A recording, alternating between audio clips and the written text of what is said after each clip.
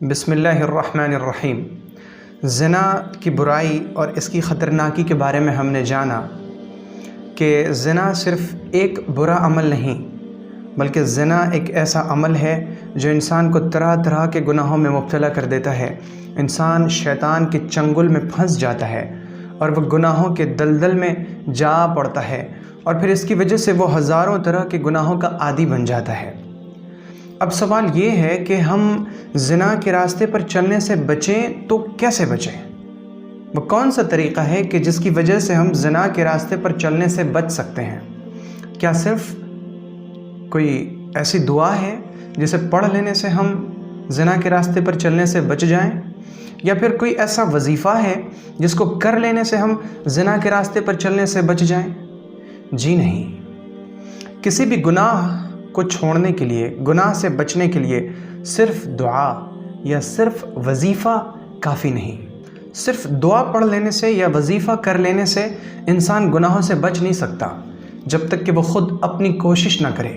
اس دنیا کو اللہ رب العزت نے دارالاسباب بنایا ہے۔ اس میں ہر چیز انسان کی کوششوں پر ہے۔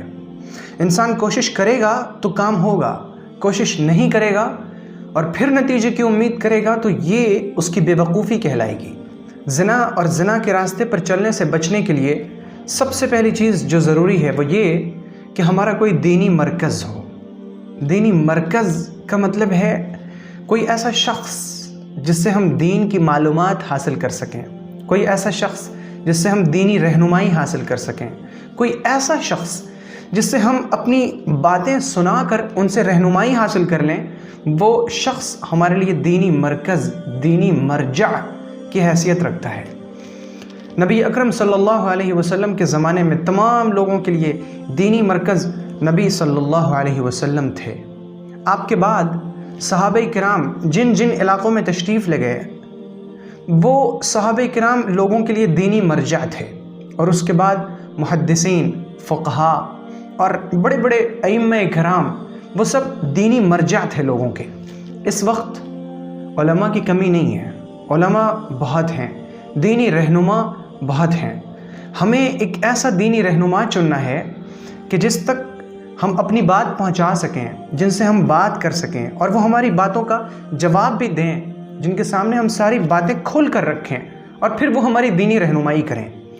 اور یہ چیز، یہ علاج جو میں بتا رہا ہوں، زنا کے راستے پر چلنے سے بچنے کا علاج، کہ ہم اپنا ایک دینی مرجع، دینی مرکز بنائیں اور ایک ایسے شخص کو چنیں جس سے ہم دینی رہنمائی حاصل کر سکیں، یہ علاج میں اپنی طرف سے نہیں بتا رہا ہوں، اور میری کوشش ہوتی ہے کہ میں جو کچھ آپ کے سامنے بیان کروں وہ قرآن اور سنت کی روشنی میں بیان کروں۔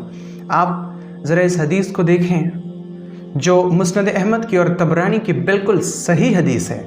سیدنا ابو امامہ باہلی رضی اللہ عنہ فرماتے ہیں کہ قریش کا ایک نوجوان نبی صلی اللہ علیہ وسلم کے پاس آیا، اور اس نے آتے ہی نہ وہ بیٹھا نہ وہ قریب آیا، اس نے آتے ہی کہنا شروع کیا، یا رسول اللہ اذن لی بالزنا، اے اللہ کے رسول مجھے زنا کی اجازت دیجیے۔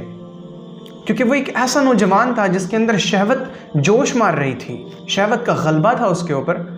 تو اس نے یہ نہیں دیکھا کہ یہاں پر بہت سے صحابہ کرام بیٹھے ہیں، نبی اکرم صلی اللہ علیہ وسلم مجلس میں تشریف فرمائے، اور یہ بات سر عام نہیں کہنی چاہیے۔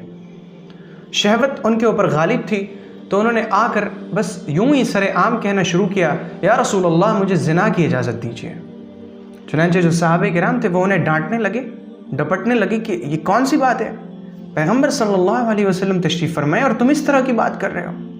نبی اکرم علیہ السلام نے صحابہ کرام سے فرمایا، رکیں آپ لوگ رکیں۔ پھر اس شخص کو حضور نے اپنے پاس بلایا، پھر اور پاس بلایا اور قریب بلایا، اور قریب بلا کر پیغمبر علیہ السلام نے اس شخص سے پوچھا، اتحبہ لامک، کیا تم یہ پسند کرو گے کہ کوئی شخص تمہاری ماں کے ساتھ زنا کرے؟ یہ سنتے ہی وہ شخص چیخ پڑا، لا واللہ، نہیں، اللہ کی قسم، بخدا میں کبھی بھی ایسا پسند نہیں کر سکتا کہ کوئی شخص میری ماں کے ساتھ زنا کرے۔ تو حضور پاک صلی اللہ علیہ وسلم نے فرمایا کہ بالکل اسی طرح عام لوگ بھی یہ پسند نہیں کرتے ہیں کہ کوئی شخص ان کی ماں کے ساتھ زنا کرے۔ اچھا یہ بتاؤ کیا تم یہ پسند کرتے ہو کہ کوئی آدمی تمہاری بیٹی کے ساتھ زنا کرے؟ اس نے کہا لا واللہ، نہیں، ہرگز نہیں، اللہ کی قسم نہیں، میں کبھی بھی یہ پسند نہیں کر سکتا کہ کوئی شخص میری بیٹی کے ساتھ زنا کرے۔ تو پیغمبر صلی اللہ علیہ وسلم نے فرمایا کہ پھر لوگ یہ پسند نہیں کرتے کہ کوئی ان کی بیٹیوں کے ساتھ زنا کرے۔ پھر حضور نے اس سے پوچھا اچھا یہ بتاؤ کیا تمہیں یہ پسند ہے کہ کوئی تمہاری بہن کے ساتھ زنا کرے؟ پھر وہ چیخ پڑا نہیں ہے اللہ کے رسول، میں یہ بھی پسند نہیں کر سکتا۔ پھر حضور صلی اللہ علیہ وسلم نے فرمایا کہ اسی طرح لوگ بھی یہ پسند نہیں کر سکتے کہ کوئی ان کی بہنوں کے ساتھ زنا کرے۔ اچھا یہ بتاؤ کیا تمہیں یہ پسند ہے کہ کوئی شخص تمہاری پھوپھی کے ساتھ زنا کرے؟ اس نے کہا لا واللہ، اللہ کی قسم میں ایسا ہرگز پسند نہیں کر سکتا۔ پیغمبر صلی اللہ علیہ وسلم نے فرمایا بالکل اسی طرح لوگ بھی ایسا پسند نہیں کرتے کہ کوئی ان کی پھوپھیوں کے ساتھ زنا کرے۔ یعنی ان 4 سوالوں میں پیغمبر صلی اللہ علیہ وسلم نے اس شخص کو یوں سمجھایا کہ جب تم یہ پسند نہیں کرتے کہ کوئی شخص تمہاری ماں کے ساتھ، تمہاری بیٹی کے ساتھ، تمہاری بہن کے ساتھ اور تمہاری پھوپھی کے ساتھ زنا کرے، تمہیں یہ گوارا نہیں، تمہاری غیرت اس چیز کو برداشت نہیں کر سکتی، تو پھر تم سوچو کہ تم جس کے ساتھ زنا کرو گے وہ بھی تو کسی کی ماں ہوگی، اگر وہ ابھی ماں نہیں ہے تو وہ کسی کی بیٹی تو ضرور ہے، اور جس کی وہ بیٹی ہے وہ باپ کبھی بھی اس چیز کو برداشت نہیں کر سکتا کہ کوئی شخص اس کی بیٹی کے ساتھ زنا کرے۔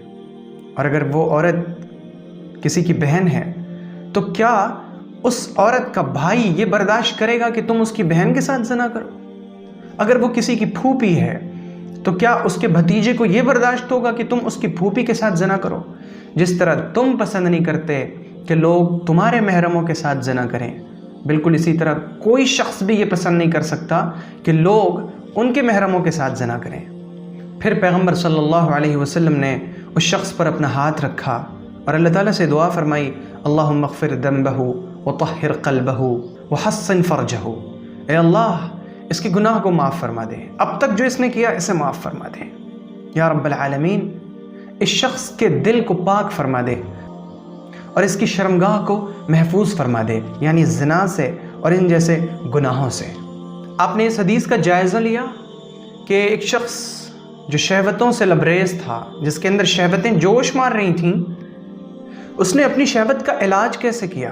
وہ پیغمبر صلی اللہ علیہ وسلم کے پاس آیا اور آپ سے آ کر اس نے یہ بات بتائی کہ میں زنا کرنا چاہتا ہوں، مجھے زنا کی اجازت دیجیے، اور پھر باتوں میں ہی اس کا علاج ہو گیا۔ ہم بھی کسی شخص کو اپنا دینی مرجع بنائیں۔ لوگ بہت ہیں، اہل علم بہت ہیں، آپ لوگوں میں سے کسی کو چنیں اور اسے اپنا دینی مرجع بنائیں، اپنے مسائل ان کے سامنے رکھیں، تو انشاءاللہ اگر وہ اہل علم صحیح ہیں تو انشاءاللہ وہ صحیح رہنمائی کریں گے، اور ان کی رہنمائی کے نتیجے میں ہم گناہوں کی دنیا سے دور رہیں گے، گناہوں کے راستے سے ہم بچے رہیں گے۔ تو یہ زنا کے راستے پر چلنے سے بچنے کے لیے جو سب سے پہلی تدبیر ہے وہ یہ ہے۔ اللہ رب العزت ہمیں زنا سے بچائے رکھے اور ان جیسے تمام گناہ کبیرہ سے اللہ رب العزت ہم سب کو محفوظ رکھے۔ اگر آپ کو یہ ویڈیو پسند آئی ہو تو ویڈیو کو لائک کریں اور شیئر کریں، اور چینل کو سبسکرائب کرنا ہرگز نہ بھولیں۔